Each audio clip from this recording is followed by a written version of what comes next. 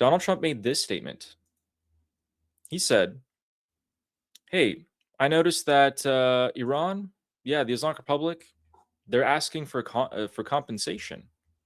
So it finally got word to him because the Islamic Republic said, we're not even going to negotiate with the Americans until we get a bunch of money and we get all this, we get all that, and we get our ice cream sundaes and our Costco membership and everything like that.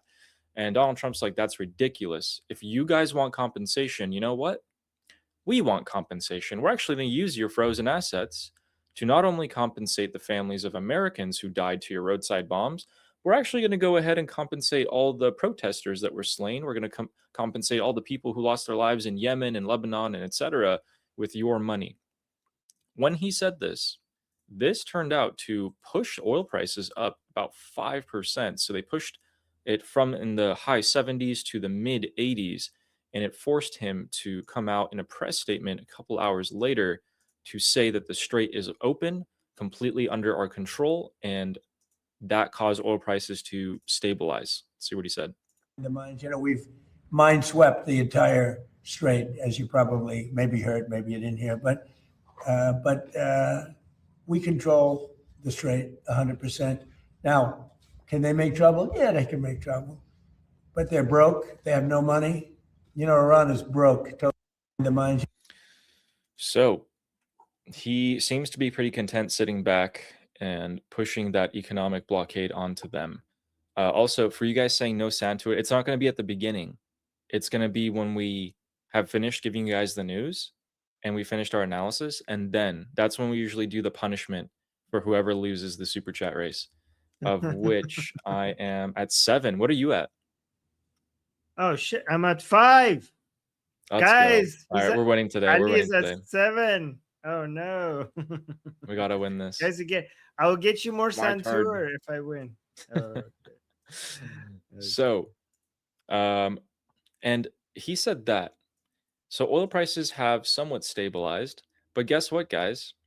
There's 2 big developments in today's world. One is that there are a bunch of fuel tankers, oil tankers that are transiting the Atlantic Ocean.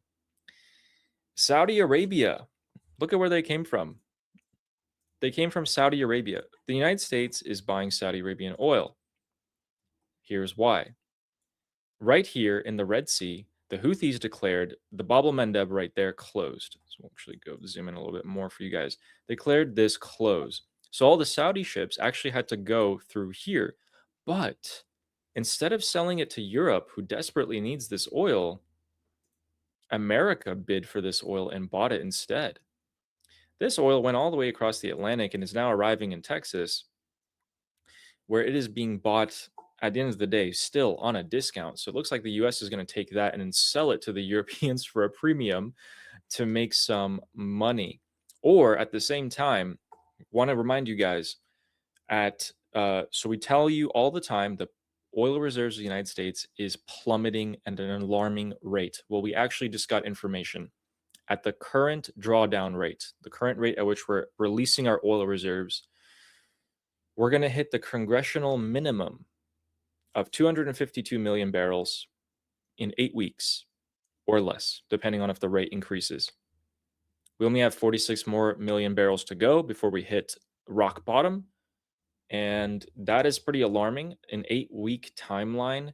That could be why we're buying oil from Saudi Arabia at the moment. But here's another thing that's happening as well. So that's actually a little bit alarming to me. Let's go here. The oil tankers, again, from Saudi Arabia, looks like they've been selling a lot, are making their way around the Cape of India from China. They're going back into the Strait of Hormuz. They just sold their oil and deloaded it to China. Now they're coming back into the Persian Gulf to get some more. I guarantee you some of these ships are going to be hit. Some of them might even be destroyed. And that's just the price of business that Saudi Arabia is going to be having to pay. I don't know if the United States is going to, quote unquote, go all out to protect them here when they traverse the Strait of Hormuz. I don't see any reason for them to. I, in fact, see the exact opposite possibly happening. Maybe a couple Saudi tankers do get hit. Maybe as a reminder of, hey, why did you sign this deal with uh, Pakistan and Turkey and Egypt, who, by the way, Cairo, Egypt straight up backed out. Egypt said, um, you know what? I changed my mind. I don't want to choose sides. Why do I have to choose between, being on the Turkish, Saudi Arabian side and the Israeli side? I don't want to choose. I'm out. Bye bye. Last second. So when Egypt said, oh, because of a technical difficulty, we will sign it later, no, they just didn't want to sign it. They didn't want to choose sides. Smart decision by Egypt, quite frankly. Do not cast in your lot with this Sunni alliance. What do you think?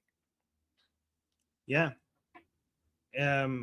Yeah, maybe Egypt has eyes on the Abrahamic Accord one day. What do you think? Is that possible? I don't know. I think I don't I think think so. it's a bit optimistic. It's a bit Hopefully, though. optimistic. There would I be think a they're probably there just going would to be be like, an Islamic keep us out. uprising in Egypt. Egyptians Yeah. would not tolerate that. Yeah, I think Egypt for now is just like, hey, let's just stay out of whatever. Something's about to hit the fan. Let's stay out of it. Yeah, maybe Egypt is like, yeah, we're not fighting with anybody that much. Pakistan is fighting with India. Saudi Arabia is Mhm. fighting with the Islamic Republic.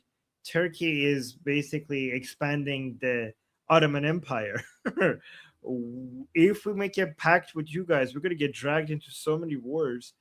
Like we don't have anybody fighting with us. Maybe Ethiopia one day. Actually, I don't know. Yeah, actually, Yeah. Egypt might fight Ethiopia over water dams at some point, but we'll see. But for Egypt, like, so we're okay. Maybe, I don't know. We'll see. Yeah, it could be. Um, there's something I did want to ask you about. So let's go back to the oil thing. Armin, what do you think about this? The fact that the United States is now buying Saudi oil at a discount. They did outbid European countries to buy this oil. At the end of the day, it's still bought on discount, guys, but we're falling at an alarming rate. Our oil reserves are pretty close to, I mean, they're pretty much empty, 8 weeks away. 8 weeks away from bottoming out is quite alarming to me. Suggests that a lot's going to happen in the next 8 weeks, in my opinion. What do you think? So, so here's the thing: a lot of people say U.S. doesn't need Middle Eastern oil. So, but now it's buying Saudi oil, right? Yeah, and a lot of it. So yeah. So see, guys, see the whole oil's global oil is connected. Just because you produce oil doesn't mean that you don't need other people's oil. So United States use a lot of its oil, and now it's low on strategic oil reserves. So now it's buying Saudi oil to replace its oil reserves, to replenish its oil reserves, strategic oil reserves. Right? That's the reason, isn't that the reason? Exactly, that's the reason. So these are 14 oil tankers from Saudi Arabia going straight to Texas. Um, this will boost up our oil reserves for a while. It'll increase that 8 week timeline. But keep in mind, guys, the price of oil is globally set.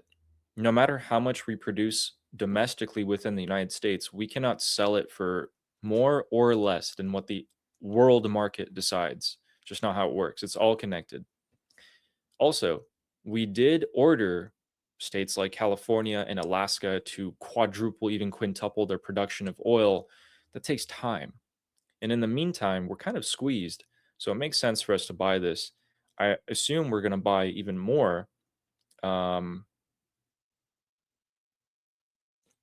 and at the same time, the other global power who just bought a ton of oil was China. And these are the oil tankers coming back to the Middle East to once again load up on oil and go back to China. China bumped up its production. They decreased their demand for oil when all of this, the 40-day war kicked off because they didn't want to suffer. That was a temporary band aid.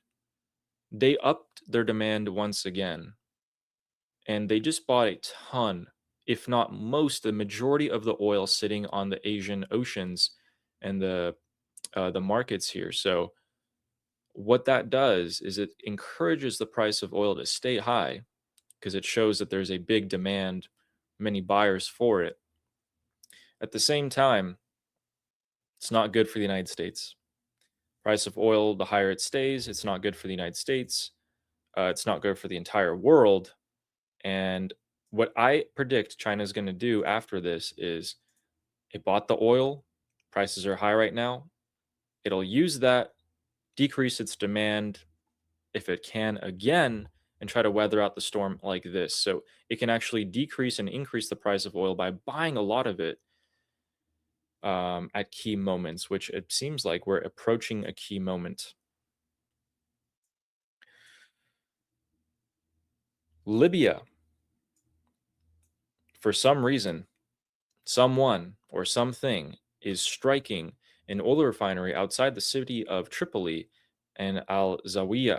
So, an oil refinery here was struck. This was actually the second time in 3 days that it was struck.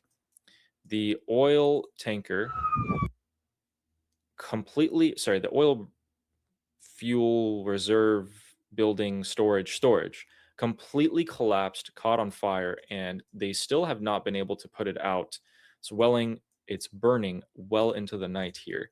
You can actually see, and turn off the siren sound, you can actually see crews dumping water around the storage because they don't want the other storage to catch on fire as well. That would be completely disastrous. But I don't see this fire going out anytime soon.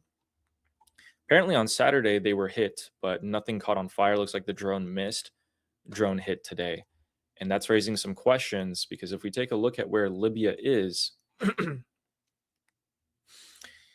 it's over here. It's pretty far away from all of this. So who in the world is launching drones into Libya?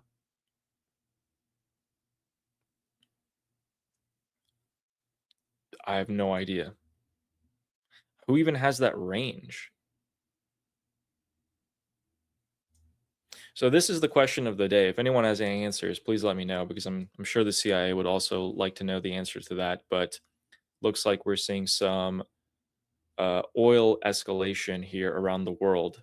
The more things like that are hit, the more oil goes up, the worse it is for everyone.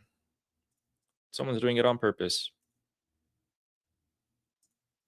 My name is Armin Navabi. I'm an Iranian political analyst with decades of experience fighting the Islamic regime inside and outside of Iran. Make sure you follow me for more, and also make sure you join our discussion group. I'm there almost every single day. Come talk to me there and the rest of the people there in our group calls. It's a great place to meet and talk to people who like talking about politics. The link is in the description and or in the bio. You could also get there by scanning the QR code on the screen. See you there.